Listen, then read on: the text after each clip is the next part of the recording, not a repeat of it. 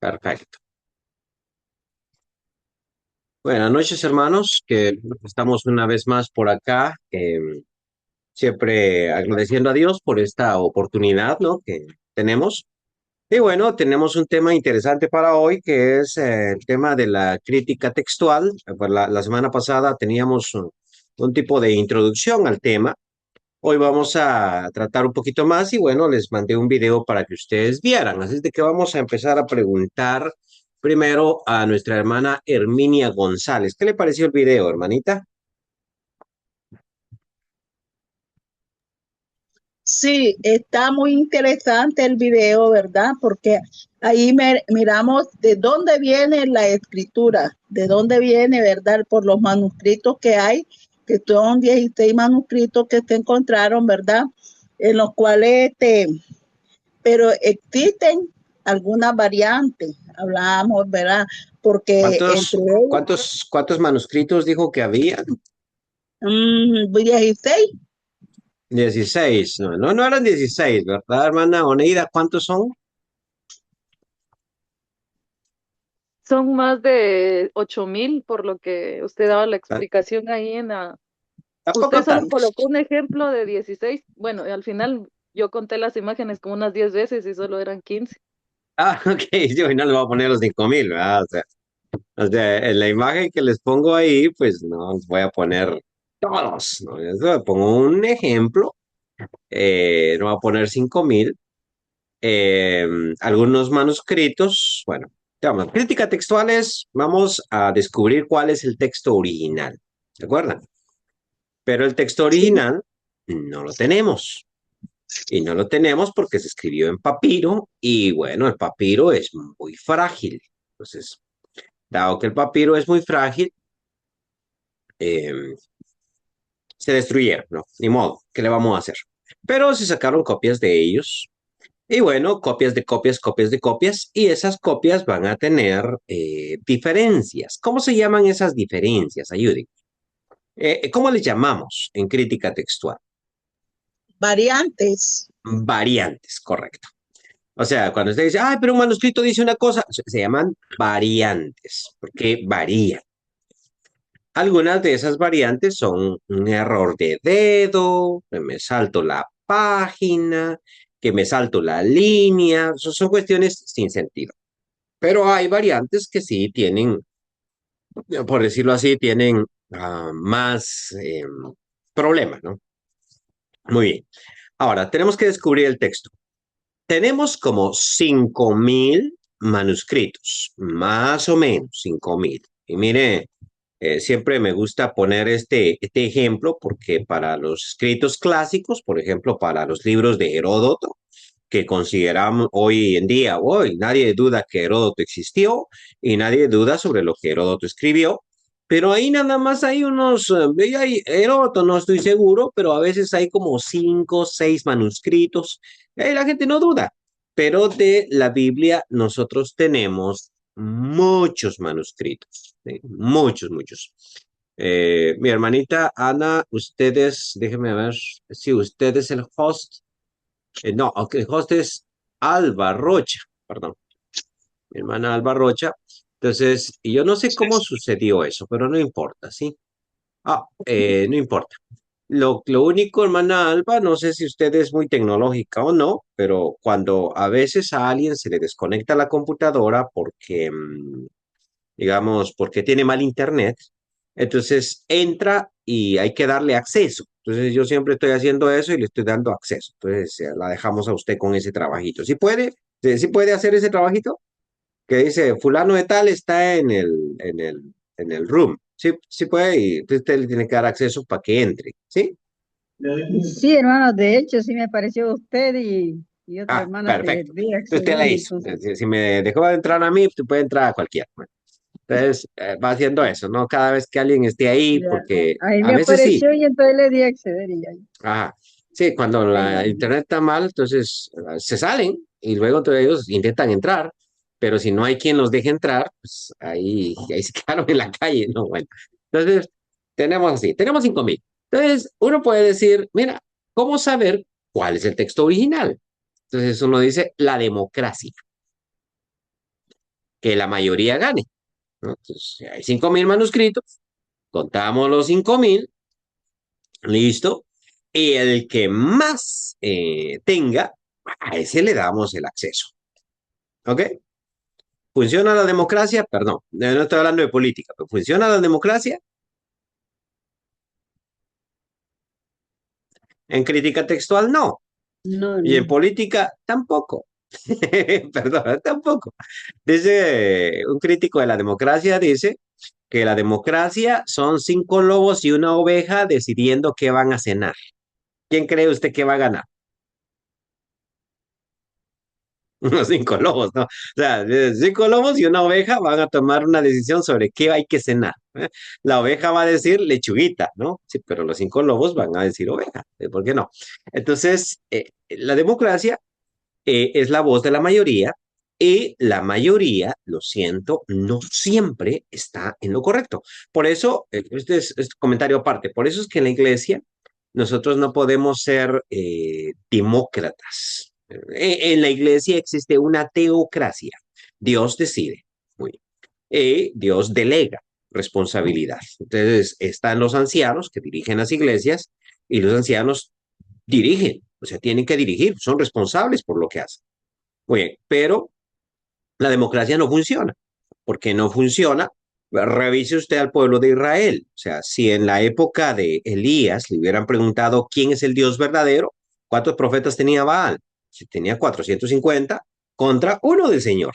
Entonces, ¿quién hubiera ganado? ¿No? Esto es sencillo. Estaba viendo una rebelión que se da contra Moisés en el libro de Números y dice que había 250 contra Moisés y Aarón. Entonces, ¿quién hubiera ganado? Los 250. Si es una democracia, es eso, que rebelaban a todo el pueblo. Entonces, eso no funciona. Pero en crítica textual tampoco funciona. Ayúdenme, ¿por qué no funciona la democracia en crítica textual? ¿Por qué no simplemente agarramos los 5.000 manuscritos, los contamos todos y entonces escribimos el texto que tenga la mayoría? ¿Por qué?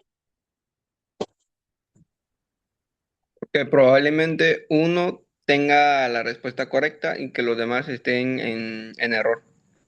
Ok, uno va a tener la respuesta correcta, la versión correcta y los demás en error. Y no, y usted dijo probablemente, tal vez yo dije en el video probablemente, eh, pero no es probablemente, sino es seguramente. ¿Por qué?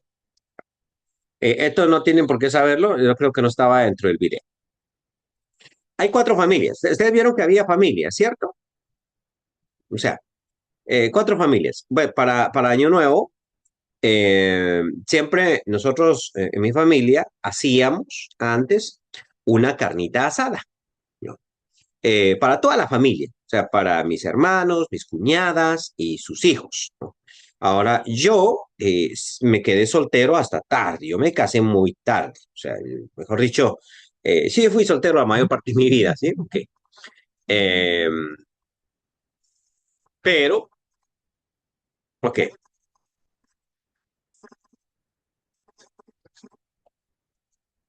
ok. Perdón, es que me está entrando una llamada, discúlpenme.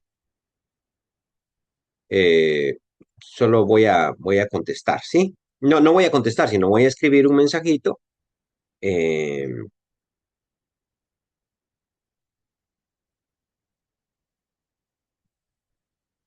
Voy, ya.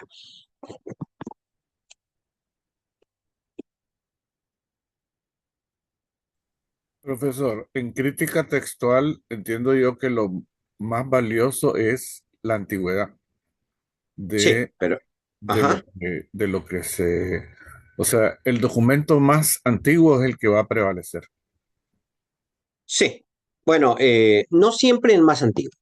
Déjame explicar. No siempre, pero sí, vamos por ahí, vamos bien. Miren, lo que sucede, les decía, es que cuando nosotros tenemos todos los manuscritos, lo primero que tenemos que hacer es dividirlos por familias. Ok. La carnita asada era un ejemplo, pero olviden la carnita asada, ¿sí? Sí, sí, sí van a olvidar la carnita asada. Ahí les agarró el hambre. Entonces, es un ejemplo. Entonces, por ejemplo, ¿por qué antes no se permitía el voto de la mujer? Usted dice, uy, qué machistas eran. No, era porque la mujer votaba por el que el esposo le dijera. O sea, ella decía, ¿por quién voy a votar? Y el esposo le decía por quién va a votar. Entonces, ¿por qué los niños no votan? Porque lo que los papás le digan, ellos van a votar por eso, ¿no? O sea, si yo soy, bueno, en el caso de Nicaragua, si yo soy sandinista, mis hijos lo van a hacer. O sea, los menores de edad, los mayores ya pueden pensar por sí mismos. Pero por eso es que en el Israel antiguo decían un voto por familia. Ahora, porque si no, imagínese usted, tenemos, nosotros, por ejemplo, somos 30 acá, y decimos, vamos a votar por quién es el presidente. Ajá, o es como en la iglesia en Guatemala, la iglesia local en mi aldeíta, ¿no? Esa aldeíta, en esa aldeíta, la iglesia, pues creo que el 90% de la iglesia es de apellido Monterroso. ¿Cómo la ve? Entonces, ¿qué significa? O sea, mi papá tiene como 45 nietos, ¿no? Más los hijos, más los primos, de todos son de la iglesia, ¿no? Entonces, cuando dicen, vamos a poner en disciplina a don Ariel Monterroso, que es mi papá, ¿usted cree que lo pueden poner en disciplina por democracia? No, porque tiene muchos votos. ¿Ya? Entonces, eso no funciona. Entonces, hay que decir, la familia Monterroso tiene un voto, la familia tal tiene otro voto. Entonces, lo que hacemos con los manuscritos es juntarlos por familias. Y por familia significa a cuál pertenecen, o sea, copia de quién son. ¿Sí me estoy explicando? Es una copia de este, es una copia de este, es una copia de este. Ahora, una vez que formamos las familias, entonces hay 4 familias. ¿Se acuerdan de eso? ¿Qué decía el video? ¿4 familias o tres familias? Estoy poniéndolos a prueba. Solo son 3 familias. Ah, excelente. ¿Cuáles son? Tres familias. Muy bien. ¿Cuáles son? El texto alejandrino, el texto occidental, el texto bizantino. Ok, hermano Migdalia, creo que está haciendo interferencia. Tienen que silenciarla. Muy bien. Ok. El texto alejandrino. ¿Cuál? ¿El bizantino? El ¿Cuál era el sinaítico. otro? ¿Ah? Sinaítico. No, esos son unciales. El texto A ver, occidental. occidental. Mire, por ejemplo, cuando a usted le dicen, mira, hay 3 unciales, manuscritos importantes, que son el sinaítico, el vaticano y el alejandrino. Eso es aparte. Ahorita no estamos hablando o sea, nos juntamos en familias. Entonces, hay 3 familias, la familia alejandrina, la familia occidental y la familia bizantina. Son las 3 familias, muy bien. Esos 3 manuscritos que mencionábamos, sinaítico, alejandrino y vaticano, esos 3 pertenecen a la familia alejandrina, ¿ok? O sea, los 3 están emparentados, son hermanos que pertenecen a esa familia alejandrina. Cuando nosotros contamos los 5.000 manuscritos, ¿de qué familia es que existen la gran mayoría de esos manuscritos?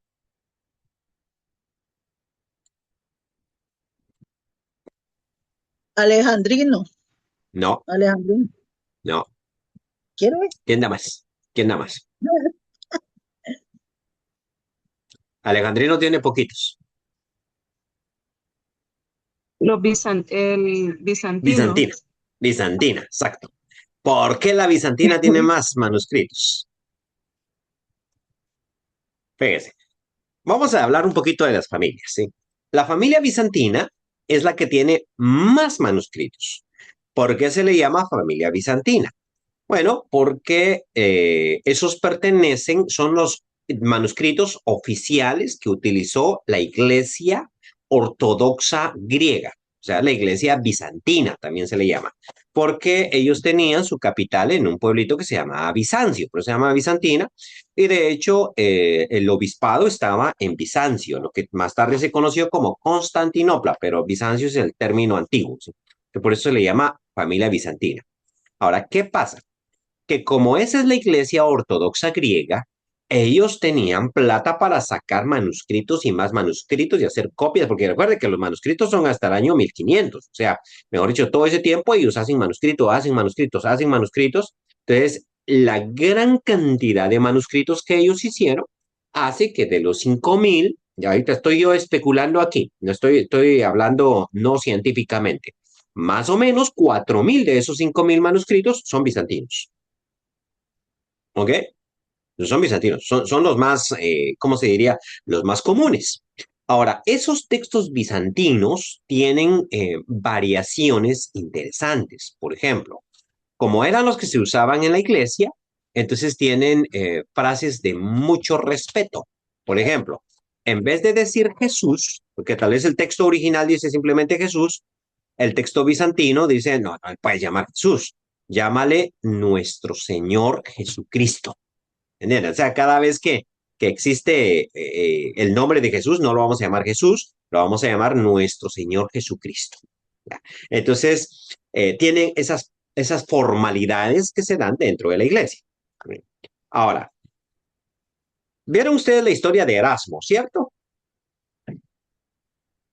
Erasmo hace el primer Nuevo Testamento, que se llama el Textus Receptus. Los manuscritos que él utilizó, ¿de qué familia era? ¿Estaba eso en el video?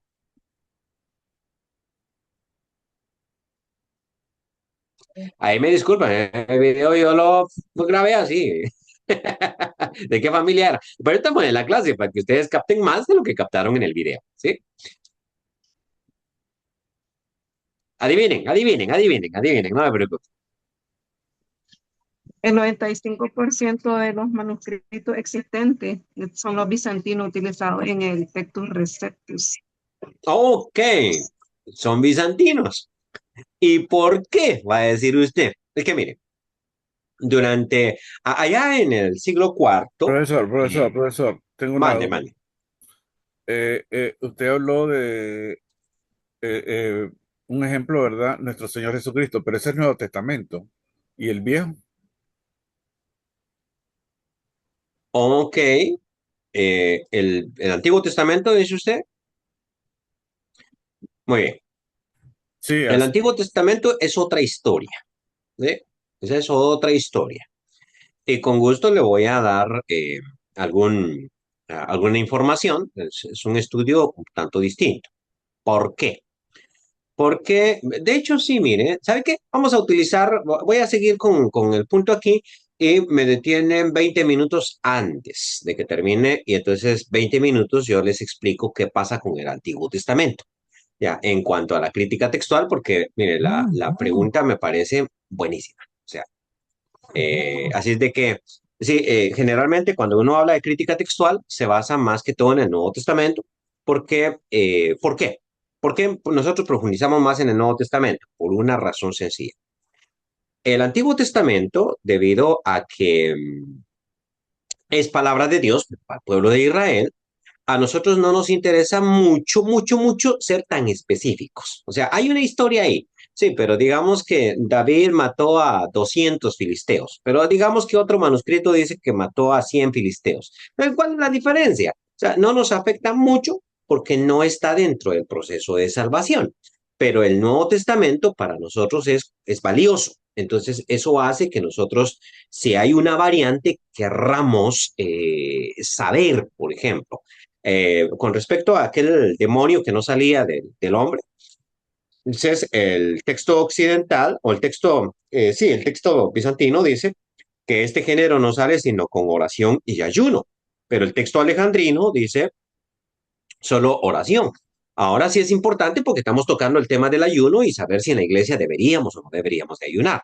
Entonces se vuelve importante. ¿Ya? Pero si en el Antiguo Testamento existiera algo así como, mira, en la cuestión del diezmo, a nosotros no nos importa eso, porque si el diezmo se daba cada año, se daba cada mes, se daba con plata o se daba, no nos interesa. Eso es del Antiguo Testamento. Entonces nos interesa, pero poquito. ¿Sí? Esa es una de las razones. Bueno. Pero déjenme seguir 20 minutos antes, yo les hago un recuento del Antiguo Testamento porque es otra historia. En el siglo IV se hizo ¿cómo se llama este? Una traducción a latín. O sea, antes, cuando la iglesia empezó a predicarse, cuando el evangelio se predicó en Roma y en el occidente del imperio, en todo ese occidente del imperio se hablaba griego. O sea, la carta a los romanos se escribió en griego, pero más adelante empezaron a convertirse personas que no hablaban griego, sino hablaban latín. Entonces se hicieron muchas traducciones a latín, ¿no? Eso se llamó la antigua Ítala o la Vetus Latina, le llaman a esas traducciones, que no es una traducción, sino son varias traducciones y algunas eran muy malas, hermano. Algunas eran unas traducciones terribles. Entonces, en el siglo cuarto apareció un hombre que era un genio. O sea, este es un tipo que es un cerebro realmente, que ha sido considerado como uno de los 8 hombres más valiosos de la antigüedad cristiana. Se llamó Jerónimo. Jerónimo manejaba el hebreo y manejaba el griego como su lengua materna. Él hablaba latín. Entonces, uno de los papas le pidió que tradujera la Biblia al latín. Y él hizo una traducción buenísima. O sea, tal vez no es lo mejor, pero es que él solito la hizo, ¿no? Que le puso por nombre Vulgata Latina, que quiere decir el latín vulgar. Esa traducción al principio no tuvo aceptación. Muchos estaban acostumbrados a la versión vieja. Esto siempre pasa, ¿no? Cuando aparece una nueva traducción, ah, Reina Valera, dice usted. Eso pasaba en el tiempo antiguo. La Vetus Latina, esa nos gusta, pero al fin se impuso porque era muy buena y por, diga usted, 1000 años a nadie le interesó leer el texto en griego, sino que ahí tenemos la Vulgata Latina. ¿Para qué estudiar griego? Hasta que en Europa empezó a leerse el griego. ¿Pero por qué empezó a leerse el griego? ¿Por qué la gente empezó a pensar en el griego? Resulta, acontece que el mundo estaba dividido en 2 grandes secciones. El Imperio Romano se partió en 2 partes. En el oriente estaban los griegos, con su capital en Constantinopla, en Bizancio, y en el occidente estaban con su capital en Roma. Esa capital de Roma cayó en el 476 y existieron muchos pueblitos, los germanos, los francos, pero todos hablaban latín, ¿sí? O sea, toda la gente educada hablaba latín, porque aunque Roma cayó como imperio, su idioma y su cultura no cayeron, sino que siguieron con el tiempo. Ahora, ¿qué pasa en el 1500? Más o menos la época de Lutero, que en el 1453 cayó Constantinopla. ¿Saben ustedes, los que han estudiado historia, qué pasó? ¿Quién conquistó Constantinopla?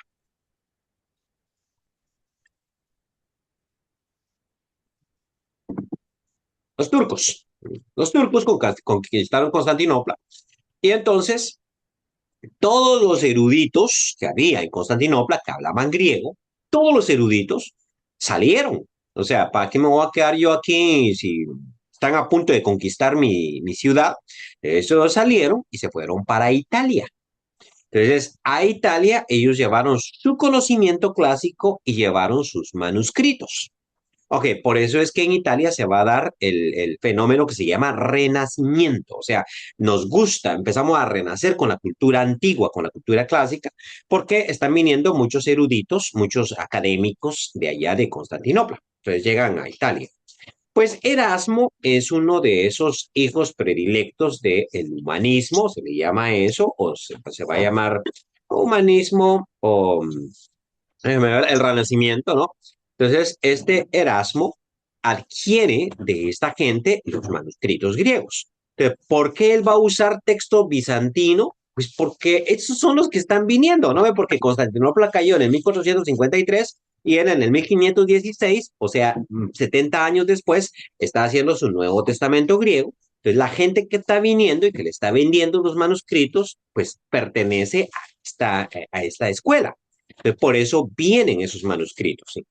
Ahora, más adelante, en el tiempo, él hizo el Textus Receptus, y del Textus Receptus, pues, del Textus Receptus es que se fabrica el Nuevo Testamento en griego, que usó Erasmo, y del que se empezó a traducir la Reina Valera. Más adelante en la historia es que nosotros descubrimos que había otros manuscritos más antiguos, ¿no? Que son los manuscritos de la familia alejandrina. Entonces, esos manuscritos tienen una variante diferente, son más cortos, tienen menos versículos. ¿Ah? Y entonces se empieza a hacer la crítica textual y en la crítica textual se empieza a reconocer el valor de esos manuscritos, ¿no?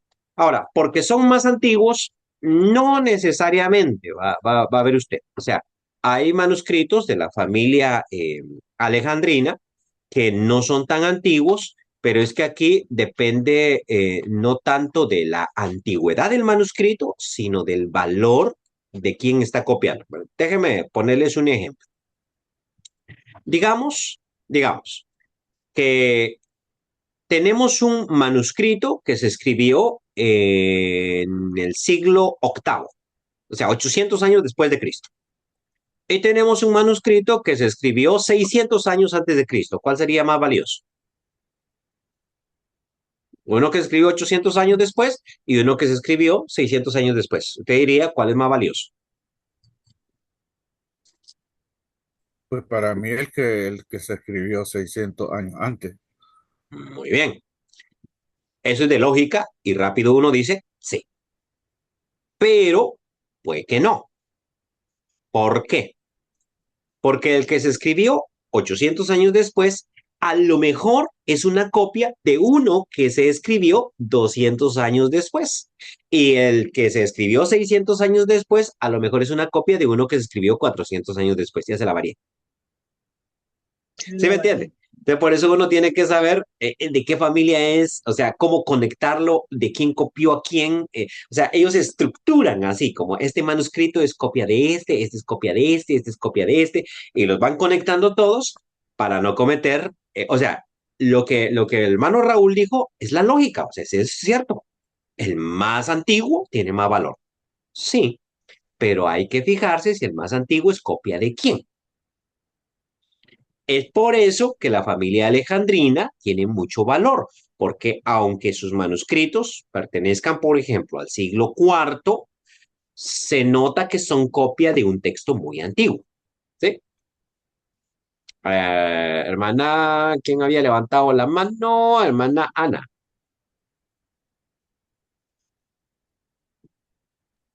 Buenas noches. Sí, solo quería comentar eso de que no siempre el texto más antiguo es el más valioso, No siempre, pero porque generalmente puede sí. ser que ese texto antiguo pudo haber sido una copia de un manuscrito deficiente o que tenía muchos errores a la hora de transcribirlo. Entonces, no siempre el más antiguo tiene que ser el mejor. Ajá. O sea, en términos general, sí, no siempre.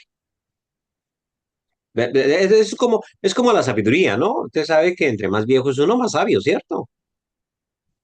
Pero, ¿qué dice Eclesiastés? He visto, más vale, ¿qué dice? Más vale pobre sabio que rey necio, viejo y necio, dice. O sea, ¿qué posibilidad hay? Porque existe la posibilidad de que uno nunca aprenda con el tiempo. O sea, esa posibilidad está ahí presente. Bueno, pregunta. Entremos a un campo desconocido, entonces. Vamos al Antiguo Testamento. El video que les puse tiene que ver con la crítica textual del Nuevo Testamento, no el Antiguo. Cuando nosotros vamos al Antiguo, entramos al mundo de los hebreos. Muy bien. En cuanto al Antiguo Testamento, obviamente ahora nos metemos a los manuscritos hebreos. Solo que aquí sí tenemos un problema.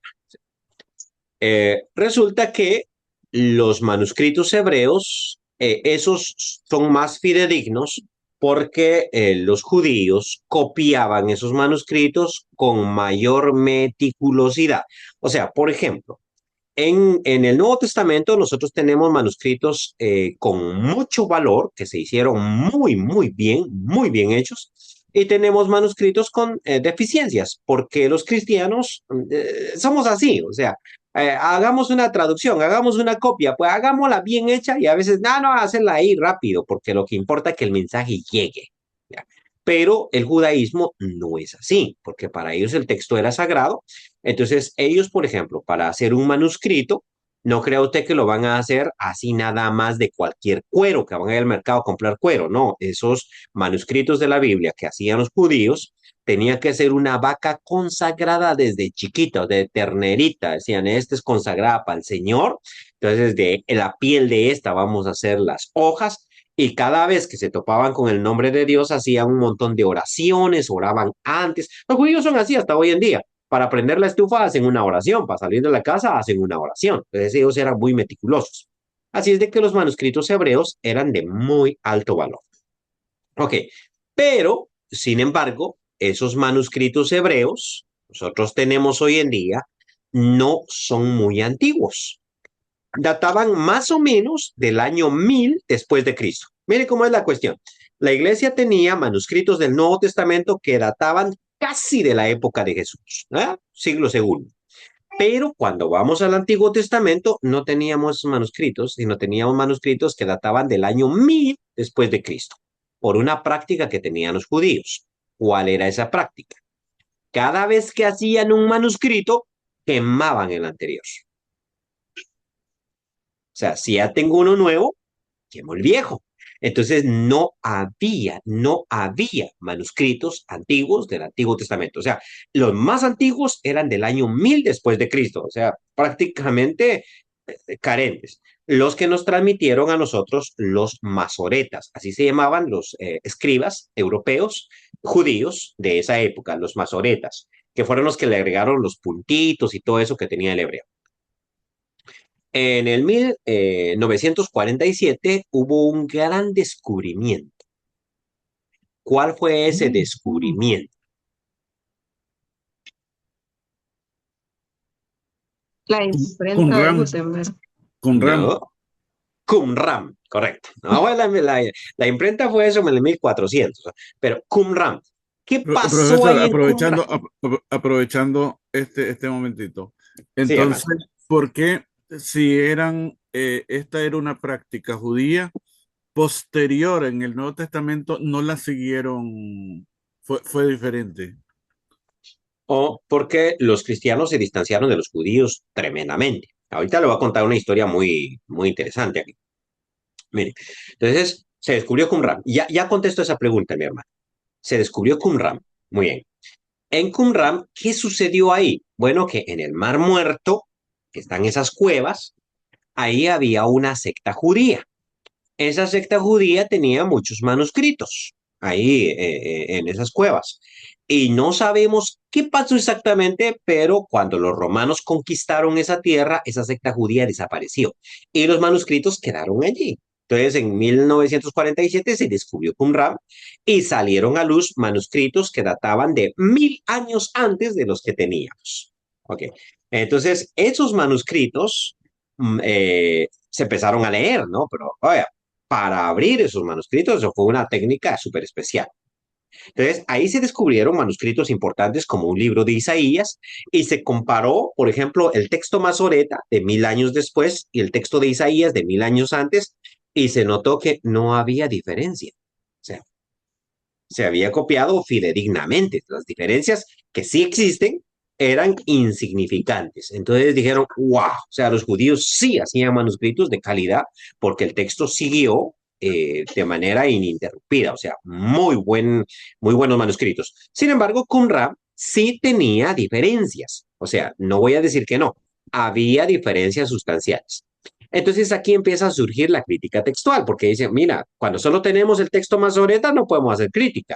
O sea, si solo tenemos una versión, ¿qué le vamos a hacer? Conformémonos con ella, pero cuando ya tenemos a Qumran y hay diferencias, entonces se empiezan a constatar esas diferencias. Y generalmente Qumran iba ganando. Ahora, voy a otra cuestioncita. Disculpe. Tal vez ustedes han oído hablar de la Septuaginta. ¿Qué fue la Septuaginta? Ayúdenme. Ok, tengo un video sobre la Septuaginta en mi canal de YouTube, pero estaba viendo que hace rato que no lo visito. Ese video. Es que a mí me caen notificaciones cuando ustedes, ¿cómo se llama este? Cuando alguien mira los videos me caen notificaciones, no me caen notificaciones de esa. Ok, pero ¿qué es la Septuaginta? Es la traducción del hebreo y el arameo al griego, Al- ¿verdad? ¿Quién la Producto hizo? de la diáspora, ¿verdad? Producto de la gente que había vivido allá afuera de En Alejandría. ¿Quién hizo esa traducción? los 70, dice. Sí, los judíos o cristianos.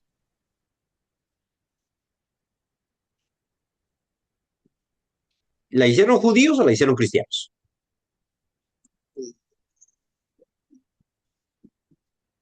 Judíos. ¿Por qué? Porque eso pasó más o menos 200 años antes de Cristo, entonces no podían ser cristianos. Porque los cristianos vienen después de Cristo, ¿no? Entonces, por lógica, judíos.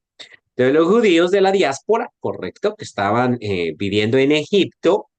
Egipto en esa época hablaba griego, hoy habla árabe, ¿no? Pero en el tiempo hablaba griego. Entonces, los de Egipto hicieron esa traducción al, ¿cómo se llama este? Al griego. Al griego, sí. Perdón, hermano, es que me tapa escribir ahí al WhatsApp y no logro decirles, déjenme tranquilo, ¿sí? Pero hicieron, déjenme un segundito, disculpen, ya.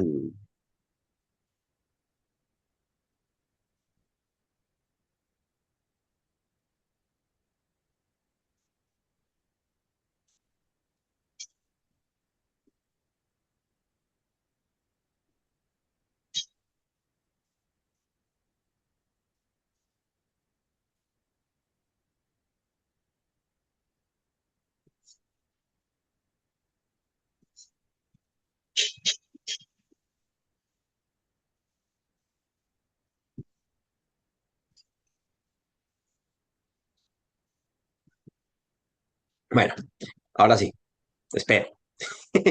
Ok, entonces los judíos, más o menos como 300 años, 200 años antes de Cristo, hicieron una traducción al griego.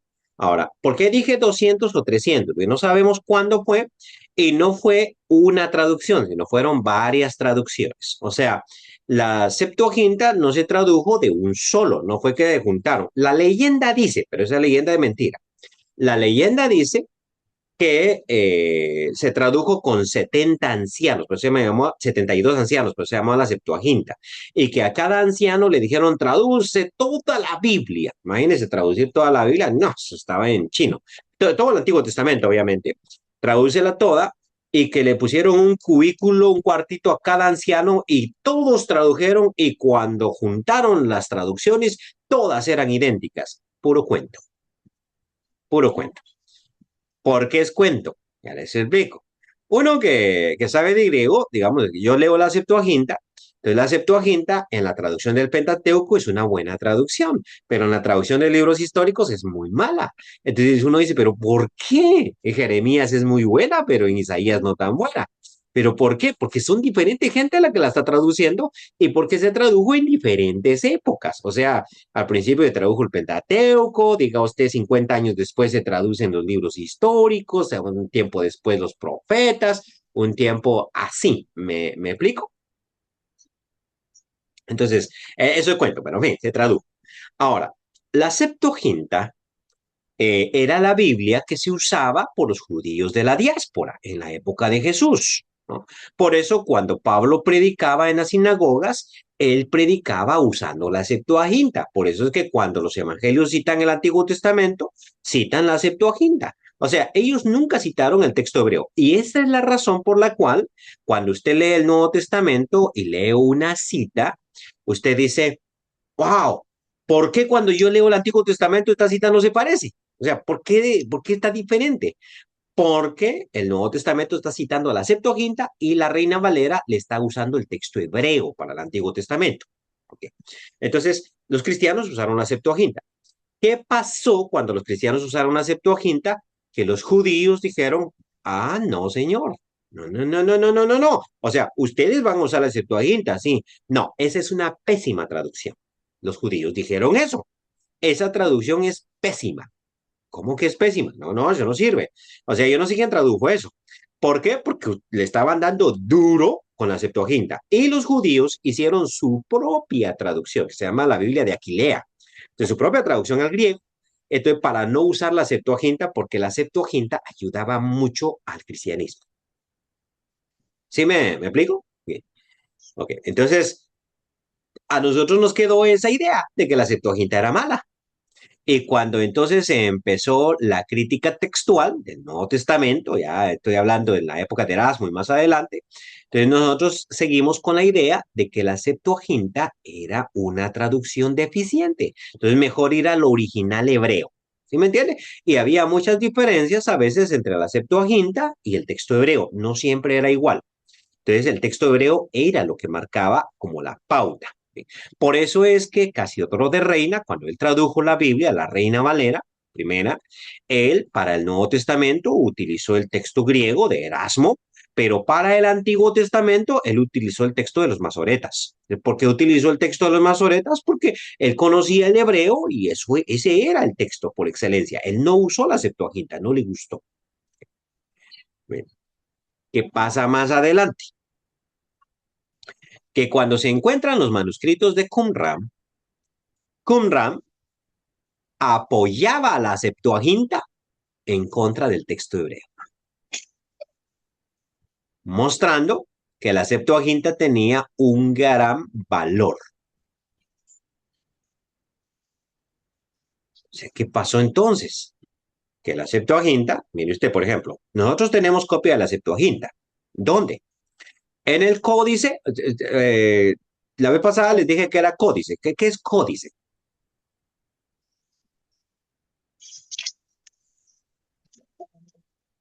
Es el formato en que se escribía. En este caso, un códice podía estar formado de varias hojas de pergamino, por ejemplo. Sí, el códice es el libro que nosotros tenemos hoy en día, ¿sí? Ujú. Ese formato. Varios libros. Exacto. Entonces nosotros cuando entramos a los manuscritos, tenemos los papiros. Bien.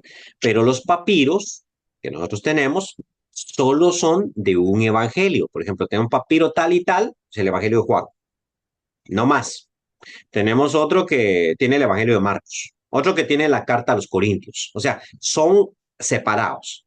Pero cuando decimos códices, esos generalmente están toda la Biblia.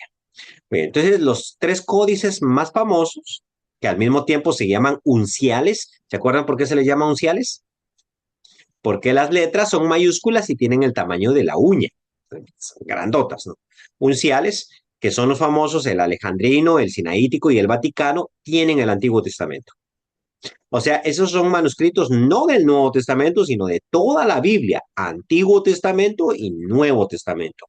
Son grandotes y son valiosos. Ahora, si nosotros tenemos, por ejemplo, o teníamos manuscritos del Antiguo Testamento, la versión de la Septuaginta, datando de el siglo IV, pero le hacíamos más caso al texto hebreo que teníamos de más de 1000 años después. Entonces, esto es bien interesante. No le hacíamos caso a la traducción porque decíamos, es una traducción. Pero esa traducción era traducción a partir de manuscritos más antiguos que el texto hebreo. Entonces, ¿cómo se hace la crítica textual del Antiguo Testamento? Bueno, se toman en cuenta cuatro, por decirlo así, cuatro familias o cuatro variantes principales, ¿no? ¿Cuál? El texto hebreo de los masoretas. Ese se va a tomar en cuenta, obviamente, tiene gran valor.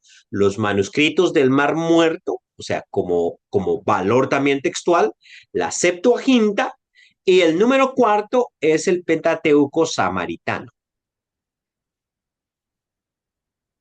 Voy a hablar un poquito del Pentateuco samaritano. Resulta que usted sabe que el templo se hizo en Jerusalén y usted sabe que Israel se dividió en dos partes, ¿recuerda? Y en el norte quedó Samaria y en el sur quedó Judea. ¿Se acuerda que los samaritanos fueron llevados al exilio allá, ¿cómo se llama este? Eh, por el imperio asirio, Asirio. exacto, y los de Judea por el imperio babilónico. Los de Babilonia regresaron cuando Ciro llegó a gobernar, pero los del norte, los de los de Samaria nunca regresaron, jamás. Sin embargo, lo que hicieron los asirios fue que trajeron gente de otro lado a vivir a ese lugar. Entonces, eso usted lo puede ver en el libro de Reyes. ¿Qué pasó? Que cuando trajeron a esa gente, o sea, mejor dicho, se llevaron a toda la gente de Samaria, todos los judíos, los deportaron los asirios. Pero las bestias empezaron a comerse a la gente que ellos trajeron. Ellos trajeron gente de otro lado a vivir a esos lugares. Y las bestias, los leones, las fieras, empezaron a comer a esa gente. Eso está en la Biblia. Y entonces ellos dijeron, ¿qué pasó aquí? ¿Por qué están comiendo? Ah, porque ellos no adoran a los dioses de este lugar como debe ser. Entonces mandaron a traer judíos para que vinieran a enseñarles cómo adorar. Entonces crearon la religión de los samaritanos. Esos samaritanos son los que están ahí cuando Zorobabel viene a construir el templo.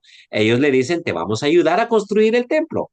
Pero Zorobabel le dice, no quiero nada de ustedes, ni tampoco Edra, ni Nehemías, no quiero nada de ustedes, ¿no? Entonces ellos se quedaron solitos. Ellos entonces dijeron, hagamos nosotros nuestro templo. O sea, ¿para qué vamos a estar ahí peleando? Entonces hicieron su templo. ¿Dónde? En el monte Gerizim. Ahí hicieron su templo. Por eso es que la mujer samaritana le dice a Jesús, ustedes dicen que se debe adorar en Jerusalén y nuestros padres dicen que en este monte, porque en ese monte había un templo. Para cuando la mujer samaritana habla con Jesús, ese templo ya no existe, porque Judas Macabeo lo destruyó. ¿Ya? O sea, por eso que se odiaban eso, se odiaban mucho, ¿no? Se destruyó ese templo, pero ahí estaban las ruinas y los samaritanos seguían adorando en ese lugar. Pues los samaritanos no solo hicieron su templo, sino también hicieron su propia Biblia, así como los testigos de Jehová hoy en día hacen su Biblia. Esa Biblia es una Biblia sectaria. ¿Cómo, a qué me refiero con sectaria? O sea, la Biblia de los testigos de Jehová es sectaria, la Reina Valera no. ¿Por qué sectaria? Porque la hace una iglesia. Entonces, la hace para que ciertos textos se acondicionen a ellos. Por ejemplo, yo no sé si ustedes los mormones los han visitado alguna vez, pero los mormones cuando van ¿cómo se llama este? A su casa, ellos llevan una Biblia. Y le dicen, mira, leamos la Biblia. Esa Biblia que ellos llevan es la Reina Valera, pero con cambios. O sea, le hacen cambios, pero no le hacen muchos cambios. Solo le hacen los cambios en los textos que a ellos les conviene que tengan cambios.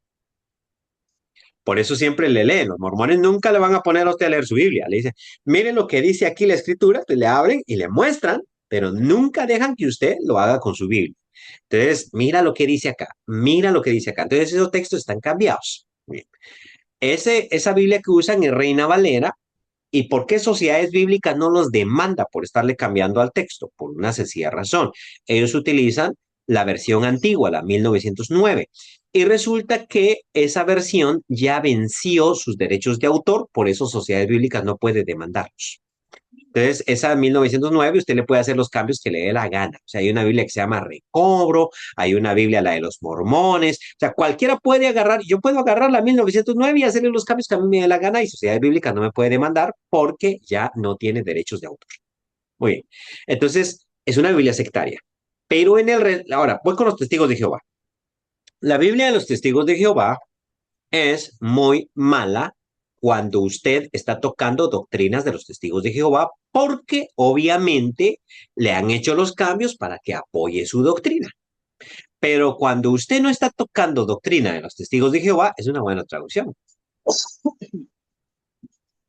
Porque ahí no es sectaria. ¿Sí me entiende lo que le estoy diciendo? Muy bien. Hermana Herminia tiene prendido el micrófono, entonces hace interrupción. O mejor dicho, sí, se escucha lo que le habla. Bueno, el Pentateuco samaritano es así. Cuando está en disputa Samaria, Jerusalén, no le hagamos caso porque es que se está viciado. Pero cuando no estamos ante esa situación, es un texto valiosísimo, por eso se usa en la crítica textual. ¿Sí me explico? Ok, pero solo es el Pentateuco. No hay libros históricos. Solo Pentateuco samaritano. Bueno, ¿quedó claro? ¿Sí? Solo es una introducción, hermanos. Esta cosa es profunda. Profesor, hoy en día, ahí en las redes yo he visto mucho y alegan que es muy buena o que es muy antigua la Biblia etíope. Tal vez está hablando de la peshita. Hablan de Biblia etíope, ¿verdad? ¿No? Que es antigua, que el hijo de Salomón con la reina de Saba, que todo eso, Todo ese rollo, no, bueno, déjeme explicarle. Lo que sucede es que cuando uno hace crítica textual del Nuevo Testamento, no solamente, miren que cuando se hace el Antiguo Testamento se está usando el texto hebreo y se está usando una traducción, la Septuaginta. Entonces, ¿qué tan buenas son las traducciones para hacer crítica textual? Entonces, yo le voy a decir bastante, pero tienen un valor secundario, no primario. La Septuaginta sí tiene un valor primario por una razón, porque es muy antigua comparado con el texto hebreo que nosotros tenemos. Entonces, eso le da su valor. Pero si nosotros tuviéramos texto hebreo del siglo 3 antes de Cristo, 4 antes de Cristo, la Septuaginta ni la volteáramos a ver. O sea, ni la volteáramos a ver porque perdería su valor.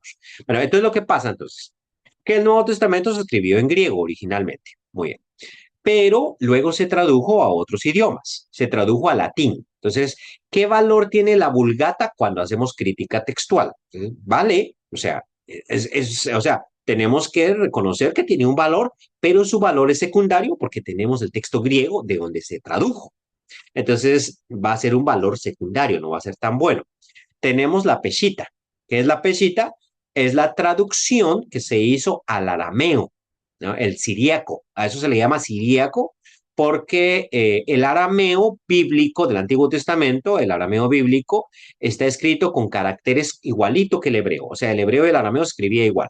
Pero cuando se tradujo la Biblia al arameo, el Nuevo Testamento al arameo, los cristianos inventaron un alfabeto, o sea, hicieron un alfabeto de nuevo. A ese alfabeto se le llama el siríaco, que es exactamente arameo, pero con un alfabeto distinto, ¿sí? Entonces, eso es la Biblia siríaca. A esa traducción que ya se hace de esa Biblia al español es lo que usted compra como peshita. Entonces, cuando usted compra una peshita, usted va a una librería y usted dice, oh, es la peshita, ¿sí? O la descarga en internet. Esa peshita es la traducción al español de esa traducción que se hizo al arameo. ¿Ok? Entonces, ¿qué valor tiene? Bastante. O sea, eso es una Biblia valiosa, pero su valor es secundario. O sea, entonces como yo le digo, mire, lo que pasó en el accidente, yo le cuento el chisme. Y usted me dice, ¿usted estuvo ahí? No, pero a mí me lo contó alguien que estuvo ahí. Entonces, ¿quién tiene más valor? ¿El que estuvo ahí o yo que le estoy contando a usted? ¿Ah? Pero, como le digo, pues, también tengo valor porque puede que haya utilizado muy buenos manuscritos. Entonces, la Biblia en copto, porque también hay manuscritos ahí, pero a eso se le llama, variante se llama la diferencia entre un manuscrito griego y otro, ¿sí? Cuando ya hablamos de traducciones, a eso se le llama versiones en crítica textual. Entonces, la versión de la Vulgata, la versión del texto eslavo, porque la Biblia se tradujo al eslavo, que es el antiguo ruso o ucraniano, porque Ucrania y Rusia hablaban un solo idioma antiguamente. Entonces, a ese antiguo se le llama el eslavo, también hay crítica textual del eslavo, también del copto, y me imagino que a eso es a lo que usted está haciendo mención, eh, que la Biblia se tradujo al copto. ¿Cuál es el copto? El copto es el idioma de los antiguos faraones, el idioma del Egipto antiguo, solo que con un alfabeto cristiano. O sea, los cristianos inventaban el alfabeto, ¿no? O sea, dijeron, porque el antiguo egipcio se escribía con jeroglíficos, pero ellos inventaron un alfabeto y tradujeron. Ese es el copto, ¿no? Entonces, también tenemos manuscritos en copto. Entonces, van a ser valiosos, pero secundarios. Ahora ya se fijó usted que para hacer crítica textual hay que manejar el griego al derecho y al revés y también manejar otros idiomas, o sea, también manejar otros idiomas, sí. Por eso es que la crítica textual no la hace un hombre, o sea, eso es imposible, eso la hace un conjunto de gente debatiendo, peleando, discutiendo, o sea, eso no es fácil. Hermana Ana, y con eso terminamos. Hermano, entonces, en base a lo que estamos viendo, podemos decir que la traducción de Reina Valera no es una mala traducción. para su época. Es decir, es buena porque, bueno, por todo lo que hemos visto. Mi Sí, pregunta es por qué algunos maestros la critican de ser una mala traducción. Y la otra, el otro comentario es que para nosotros como estudiantes serían preferibles estas traducciones literales como Reina Valera y otras en vez de las que usan paráfrasis. sí, siempre las traducciones literales van a ser mejores que las paráfrasis si usted quiere profundizar.